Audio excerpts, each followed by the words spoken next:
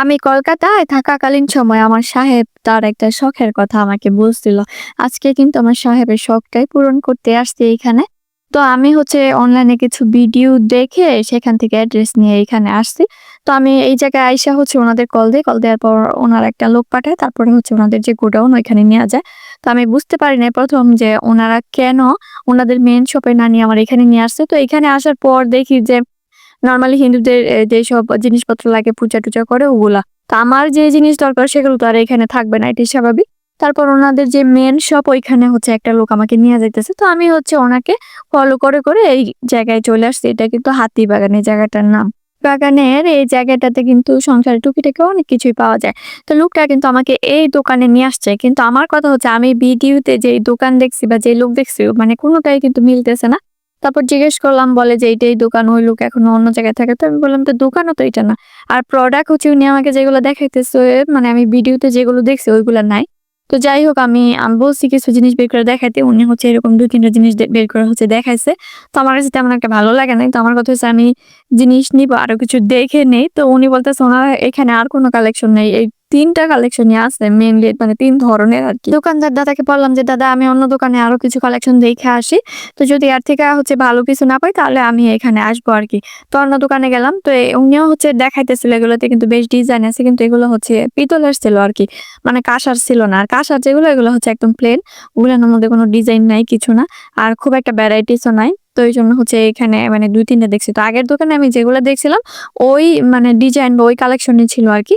মানে ডিফারেন্ট কিছু আমি পাই নাই। তো এইখানেও দেইখা আমি আরো ২-১ টা দোকান দেখি। তারপর জিজ্ঞেস করলাম যে কাঁসা বা পিতলের জিনিস মানে আরো কোথাও পাওয়া যায় কিনা? তো এই কথা জিজ্ঞেস করার পর সব দাদারা কিন্তু বলতে চাচ্ছিল না যে অন্য কোথাও পাওয়া যায়। উনারা চাচ্ছিল যে উনাদের কাছ থেকেই যেন নেয়। তবে একটা দাদা আমাকে বলছে যে আরো ২ জায়গায় গেলে পাবেন। তো আমি জিজ্ঞেস করলাম যে কাছে কোনটা হবে?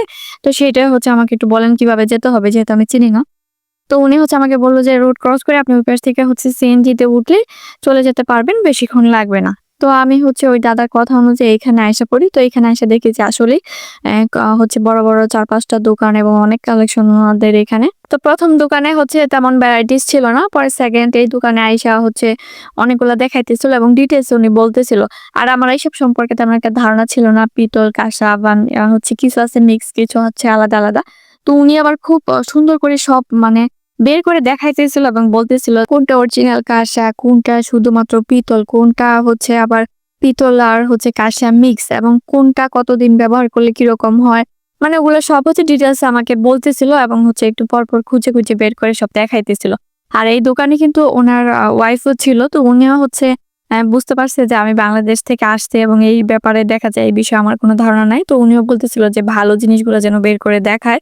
তো দাদা আমাকে মানে ভালো করে দেখাইতেছিল। তো উনার এখানে কিন্তু গ্লাসের তেমন ডিজাইন ছিল না। তো এইজন্য আমি অন্য দোকানে গিয়েছিলাম দেখতে। তো সেইখানে যেগুলো আছে গ্লাস ওগুলো ছিল পিতলের।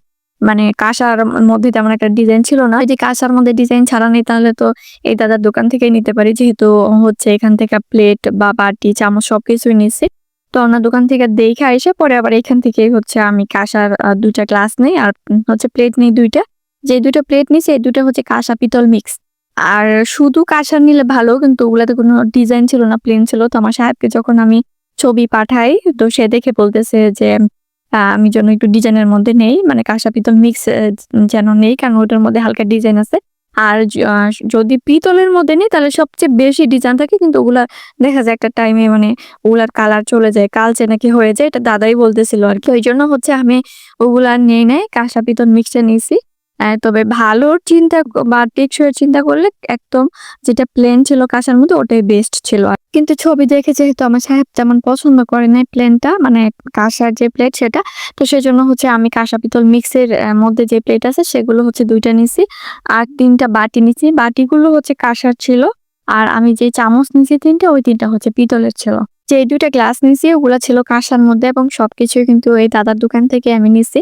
তো ১ম এই বলছিলাম আমার সাহেবের একটা শখের কথা। তো আমার সাহেবের শখ উনার বাসায় কিছু কাঁসার জিনিসপত্র থাকবে যেগুলো উনি ব্যবহার করুক আর না করুক সেগুলো সাজিয়ে রাখবে। তো মানুষের তো হরেক রকমের শখ থাকে। তো এটা খুব ছোট্ট একটা শখ আমার সাহেবের। সেটাই আজকে পূরণ করলাম। জিনিসগুলো কেমন হয়েছে অবশ্যই জানাতে পারেন। সবাই ভালো থাকবেন, সুস্থ থাকবেন। টাটা, বাই বাই, আল্লাহ হাফেজ।